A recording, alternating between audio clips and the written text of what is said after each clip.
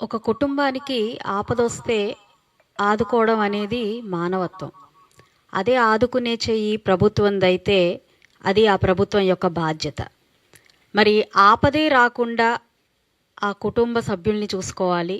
ఆపదంటూ రాకుండా తన రాష్ట్ర ప్రజలు ఉండాలి అని అనుకోవడం నిజంగా అది బాధ్యత, మానవత్వంకి మించిన ఒక గొప్ప పారదర్శకత, ఒక గొప్ప నిబద్ధత గల పరిపాలన అని చెప్పచ్చు. అలాంటి ఒక పరిపాలన అందించే నాయకుడు మన నారా చంద్రబాబు నాయుడు గారు. ఆయన ఆలోచించిన విధానం మన ఆంధ్ర రాష్ట్రం రానున్న రోజుల్లో ఒక స్వర్ణ ఆంధ్రగా అవతరించాలి, ఈ భావితరానికి ఒక అద్భుతమైన ఆంధ్రప్రదేశ్ని అందించాలి అనే ఒక కృత నిశ్చయంతో ఆయన విధి విధానాలన్నీ కూడా రూపకల్పన చేస్తూ వస్తున్నారు. అందులో భాగంగానే ఆనందమయమైన ఆంధ్ర రాష్ట్రాన్ని ముందుకు తీసుకువెళ్ళాలి, మన యొక్క భావితర భవిష్యత్తుకి ఒక ఆనందమయమైన ఆంధ్ర రాష్ట్రాన్ని అందించాలి అని చెప్పి నిశ్చయించుకొని దాని కార్య సంకల్పంలో దాన్ని మనకి ఆనందమయమైన ఆంధ్రప్రదేశ్ సాధించే ఒక ప్రక్రియలో ముందుగా ఆరోగ్యం పట్ల, అదేవిధంగా ఆర్థికంగా ముందుకి ఎదగాలి అని చెప్పి ప్రతి ఒక్క పాలసీని రూపొందించడం జరుగుతుంది. అంటే హ్యాపీ ఆంధ్రప్రదేశ్ని సాధించడం కోసం హెల్దీ అండ్ వెల్దీ ఆంధ్రప్రదేశ్ని సృష్టించే ఒక ప్రయత్నం నారా చంద్రబాబు నాయుడు గారు చేస్తున్నారు. స్వర్ణాంధ్ర 2047 లక్ష్యంగా ఆంధ్ర రాష్ట్రం ముందుకు వెళ్తున్న క్రమంలో హ్యాపీ, హెల్దీ, వెల్దీ ఫ్యామిలీగా అవతరించాలి అని చెప్పి దృఢ సంకల్పాన్ని చేసుకున్నారు. ఈ క్రమంలోనే ముందుగా హెల్దీ ఫ్యామిలీగా, హెల్దీ ఆంధ్ర రాష్ట్రంగా మారాలి అనే ఒక సంకల్పంతో ఏ ఒక్కరూ కూడా అనారోగ్య పాలు అవ్వకూడదు, అనారోగ్య పాలు అయిన వాళ్ళకి గవర్నమెంట్ అత్యధికంగా చేయూతను అందించాలి అనే ఒక లక్ష్యంతో ఈరోజు ప్రతి ఒక్క పాలసీని కూడా రూపకల్పన చేస్తూ ఉన్నారు. అదే క్రమంలో ఈరోజు సంజీవిని ప్రాజెక్టు మన ఆంధ్ర రాష్ట్రంలో మరి దేశవ్యాప్తంగా ఎక్కడా లేని విధంగా ఆరోగ్యాన్ని అందించాలి, ఆంధ్రప్రదేశ్ని తీర్చిదిద్దాలి అన్న ఒక సంకల్పంతో సంజీవిని అనే ఒక ప్రాజెక్ట్ని నారా చంద్రబాబు నాయుడు గారు రూపకల్పన చేయడం జరిగింది. ఈ సంజీవిని ప్రాజెక్ట్ యొక్క వివరాలు, అందులో ఉన్న గొప్పతనం, అది మన ఆంధ్ర రాష్ట్రానికి ఏ విధంగా ఉపయోగపడుతుందో నేను మీకు చెప్పదలుచుకున్నాను. ఈరోజు సంజీవిని ప్రాజెక్ట్ ఆంధ్ర రాష్ట్ర వ్యాప్తంగా ప్రతి ఒక్క కుటుంబానికి ఒక ఆరోగ్యవంతమైన కుటుంబంగా మార్చే ఒక అద్భుతమైన సాధనం. నిజంగా అది సంజీవినిగా చెప్పుకోవచ్చు. అయితే అందులో చేస్తున్న ప్రోగ్రామ్స్, అందులో భాగస్వామ్యమైన విషయాలు ఏమంటే ముందుగా ప్రతి ఒక్క కుటుంబం ఏ యొక్క అనారోగ్య పాలు అవ్వకుండా దాదాపుగా 42 నుంచి 72 పరీక్షల్ని ప్రతి ఒక్క కుటుంబ సభ్యునికి చేయడం, 104 వాహనం ద్వారా అక్కడ మొబైల్ టెస్ట్ ల్యాబ్ని ఏర్పాటు చేసి అక్కడ ఆ ప్రాంతంలో ఉన్న ప్రతి ఒక్క వ్యక్తికి ఈ యొక్క పరీక్షలను అనేది నిర్వహించి వారు దీర్ఘకాలికంగా ఇబ్బంది పడుతున్న అనేక రుగ్మతల మీద దృష్టి పెట్టి, అదేవిధంగా వారికి ఇంకా ఏదైనా సర్జరీలు కానివ్వండి, ఇంకా ఏదైనా హెల్త్ ఎయిడ్ కావాల్సి వస్తే అక్కడికక్కడే గుర్తించి వారికి తగు పరిష్కారాలని అందించే ప్రయత్నమే సంజీవిని ప్రాజెక్టు యొక్క ముఖ్య ఉద్దేశం, ముఖ్య లక్ష్యం. అయితే ఇది దాదాపుగా 42 నుంచి 75 బ్లడ్ టెస్టులతో పాటుగా అనేక సమస్యలు, అంటే క్యాన్సర్ సమస్యలు కానివ్వండి, రక్తనాళాల సమస్యలు కానివ్వండి, షుగర్ సమస్యలు కానివ్వండి, వీటి మీద ప్రత్యేకమైన దృష్టి సారించి అవి ముందుగానే గుర్తించినప్పుడు నిజంగా ఆ కుటుంబం మీద పడుతున్న అధిక భారాన్ని నివారించవచ్చు అనే ఒక అద్భుతమైన ఆలోచన చేయడం అనేది చాలా చాలా గొప్ప పరిణామం. ఈ క్రమంలోనే ముందుకు వెళ్తూ ఇక్కడ పైలట్ ప్రాజెక్ట్ కింద ఆంధ్ర రాష్ట్రంలో చిత్తూరు, కుప్పం ప్రాంతాల్లో పైలట్ ప్రాజెక్ట్ సంజీవినిని ప్రారంభించడం జరిగింది. ఆ సంజీవిని ప్రాజెక్ట్ నేపథ్యంలోనే దాదాపుగా జూలై 2025లో ఈ సంజీవిని ప్రాజెక్టును స్టార్ట్ చేసి ఇప్పటికే దాదాపుగా 19 లక్షల మందికి ఈ యొక్క ఉచిత టెస్టుల్ని నిర్వహించి ఎందరినో ముందుగానే ఈ యొక్క రోగాల బారిన పడకుండా ముందుగానే వారికి ఈ చికిత్సను అందించి వారి మీద ఒక ఆర్థిక పెను భారాన్ని నుంచి రక్షించడం జరిగింది. అందులోనే 2 కేస్ స్టడీస్ మనం తీసుకుంటే, ఒక లారీ డ్రైవర్ దీర్ఘకాలికంగా హై షుగర్స్తో బాధపడుతున్న పరిస్థితుల్లో 3 నెలల మీనే ఆయనకి దాదాపుగా, అంటే HbA1c అంటారు, HbA1cలో 11.6 చూపించింది. అంటే అత్యంత ప్రమాదకరమైన పరిస్థితుల్లో ఆయన షుగర్ అంటే దాదాపుగా 400 దాటిన పరిస్థితి కనపడిన పరిస్థితి ఉంది. అయితే ఆయన్ని పూర్తిగా నిర్లక్ష్యం చేసి ఆయనకి ఇలాంటి ఒక పరిస్థితి ఉందని కూడా ఆయన గుర్తించిన పరిస్థితుల్లో 104 వాహనం ద్వారా ఉచిత పరీక్షలు ఈ సంజీవిని ప్రాజెక్టు ద్వారా నిర్వహించి ఆయనకి ఈ పరిస్థితి ఉంది అని చెప్పి గుర్తించి ఆయనకి తగు వైద్యం చేయించడం జరిగింది. ఈరోజు ఆ లారీ డ్రైవర్ చాలా సంతోషంగా ఆ కుటుంబానికి ఎంతో ఆసరాగా నిలుస్తున్న పరిస్థితి కనపడుతుంది. అలాగే కొన్ని సందర్భాల్లో కొందరు వ్యక్తులకి ఈ రక్త పరీక్షలు చేసినప్పుడు పూర్తిగా బ్లాకేజెస్ కనపడడం జరిగింది. రక్తనాళాలన్నీ కూడా మూసుకుపోవడం గమనించడం జరిగింది. దాని కారణంగా హై రిస్క్ ఆఫ్ హార్ట్ అటాక్ని గుర్తించడం జరిగింది.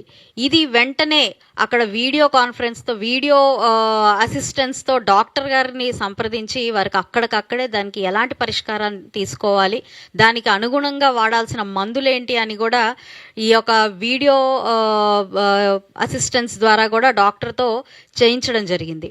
అంటే ఇక్కడ పూర్తిగా ప్రతి ఒక్కరికి కూడా వైద్య పరీక్షలు చేయిస్తూ వారు ఎదుర్కొంటున్న సమస్యల్ని అక్కడికక్కడే ఏఐ ద్వారా కానివ్వండి, డేటా సెంటర్స్ ద్వారా కానివ్వండి, డిజిటలైజేషన్ ద్వారా కానివ్వండి, డిజిటల్ మానిటరింగ్ ద్వారా కానివ్వండి, లేదు అనంటే వీడియో రూపంలోనే ప్రొఫెషనల్ డాక్టర్స్తో వారికి అనుసంధానం చేయించి వారితో వీడియో కాల్ రూపంలోనే వారికి డైరెక్షన్స్ ఇచ్చి ట్రీట్మెంట్ ఇచ్చే పరిస్థితి తీసుకురావడం జరిగింది. అదేవిధంగా ఇంకా అదనంగా ఏదైనా చేయాల్సి వచ్చినప్పుడు, సర్జరీ లాంటివి కూడా చేయాల్సి వచ్చినప్పుడు డైరెక్ట్గా వారికి బీమాని వర్తిస్తూ ఆయుష్మాన్ భారత్ కింద వారికి లింకప్ చేస్తూ వీళ్ళకి డిజిటల్ కార్డ్స్ని అందజేస్తూ 25 lakhs దాకా కూడా ఎన్టీఆర్ వైద్య సేవ ద్వారా కూడా వీళ్ళకి ఈ యొక్క అసిస్టెన్స్ని ఇవ్వడం అనేది జరుగుతుంది. ఇందులో ప్రధానంగా ముఖ్య ఉద్దేశం ప్రతి ఒక్కరూ కూడా ఒక సమస్య వచ్చినప్పుడు దానికి ఎలా ఎదుర్కోవాలి, ఎంత మనం ఖర్చుతో కూడుకున్నది అన్న అంశాల మీద ఈరోజు దృష్టి పెట్టి అలాంటి ఆర్థిక భారం నుంచి రక్షిస్తూ ఆరోగ్యంగా ముందుకు ఎదగాలి అనే ఒక బాధ్యతాయుతమైన ప్రభుత్వం విధానాలతో ఈరోజు ముందుకు వెళ్తుంది మన ఎన్డీఏ కూటమి ప్రభుత్వం. ఆ నేపథ్యంలోనే ఈ సంజీవిని ప్రాజెక్ట్ని తీసుకురావడం జరిగింది. ఇది ఈ ఆగస్టు 15 నుంచి పూర్తిగా రాష్ట్ర వ్యాప్తంగా ప్రతి జిల్లాలో ప్రతి ఒక్కరికి కూడా ఈ సదుపాయాన్ని తీసుకురావాలి. ముందుగా 2 ప్రాంతాల్లో పైలట్ ప్రాజెక్ట్ చేసి ఎంతో సక్సెస్ఫుల్గా ఈరోజు అక్కడ ఉన్న ప్రతి ఒక్కరూ కూడా ఆరోగ్యం వైపుకి ముందడుగు వేస్తున్న క్రమంలో ఇది పూర్తిగా రాష్ట్ర వ్యాప్తంగా కూడా దీన్ని ముందుకు తీసుకెళ్లాలి అన్న ఒక భావంతో ఈ ఆగస్టు 15 నాటికి ఆంధ్ర రాష్ట్రం మొత్తం కూడా ఈ డిజిటలైజేషన్ ఆఫ్ హెల్త్ మీద దృష్టి పెట్టి ముందుకు వెళ్ళాలి అని చెప్పి సంకల్పించడం జరిగింది. కాబట్టి ప్రతి ఒక్కరూ మీ ప్రాంతంలో ఈ 104 వాహనం వచ్చినప్పుడు అక్కడ చేస్తున్న పరీక్షల్ని మీరు చేయించుకొని చక్కగా వారికి కూడా మీరు సహకరించాలి అని కోరుకుంటున్నాను.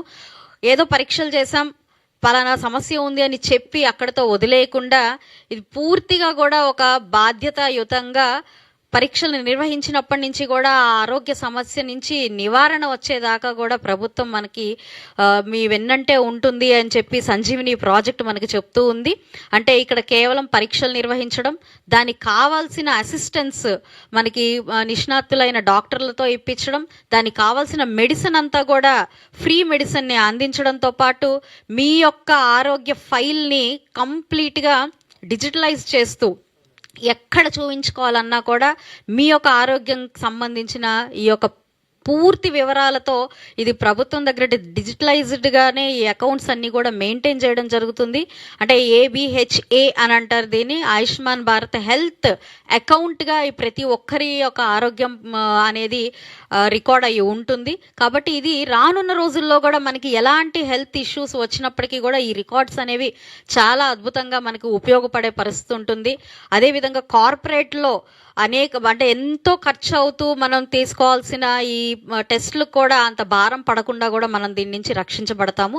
అదేవిధంగా ఈరోజు మనం హెల్త్ డిజార్డర్స్లో అనేకంగా మనం చూస్తున్న వాటిల్లో అత్యధికంగా ప్రమాదకరంగా అదేవిధంగా ఆర్థికంగా కూడా కుంగిపోయేలాగా చేస్తున్న ప్రధానమైన సమస్య క్యాన్సర్ లాంటి సమస్యలకి ఇది ఎంతో ఎంతో ఉపయోగపడే ఒక పరిస్థితి. సంజీవిని ప్రాజెక్ట్ నిజంగా క్యాన్సర్ పేషెంట్లకి, క్యాన్సర్ బారిన పడి ఇబ్బంది పడుతున్న వాళ్ళకు కూడా ముందే తెలుసుకొని స్క్రీన్ టెస్ట్లు చేయించుకొని దీని నుంచి బయటపడే ఒక అద్భుతమైన అవకాశం అవకాశం మనకి సంజీవిని ప్రాజెక్ట్ ద్వారా గౌరవ చంద్రబాబు నాయుడు గారు మన రాష్ట్ర ప్రభుత్వం అందించబోతూ ఉంది.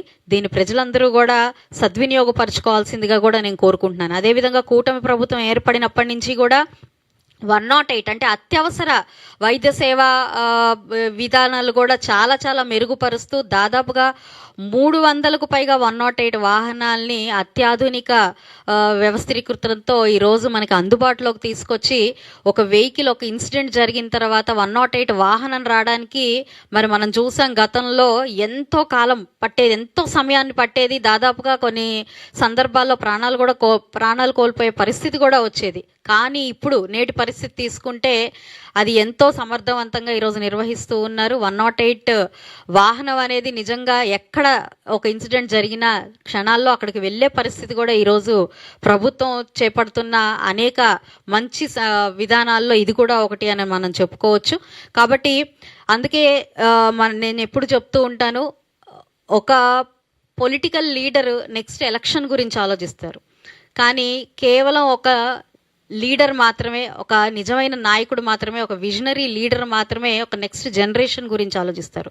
ఈరోజు ఈ ఒక విధానాల్ని ఒక సమస్య వచ్చినప్పుడు హెల్త్ అసిస్టెన్స్ ఇస్తే సరిపోతుంది మనకు, లేదంటే ఒక CMRF ఇస్తే సరిపోతుంది అన్న దాని దగ్గరే ఆగిపోకుండా మన భావితర భవిష్యత్తుకి ఒక ఆరోగ్యకరమైన ప్రాంతాన్ని అందించాలి, ఆరోగ్యకరమైన విధానంతో మనం ముందుకెళ్ళాలి అని ఆలోచించే ఒక నాయకత్వం, ఒక విజనరీ నాయకత్వం నిజంగా చంద్రబాబు నాయుడు గారి సొంతం అని చెప్పుకోవాలి. కూటమి ప్రభుత్వం నిజంగా ఈ యొక్క విధానాల్ని ముందుకు తీసుకెళ్తున్నందుకు ఆంధ్ర రాష్ట్ర ప్రజలు అదృష్టవంతులుగానే భావిస్తూ ఉన్నాను. ఎక్కడా కూడా దేశంలో ఇలాంటి విధానం ఇంతవరకు లేదు. ఒక విప్లవాత్మకమైన విధానంగా మనం ఈ సంజీవిని ప్రాజెక్ట్ని చెప్పుకోవచ్చు.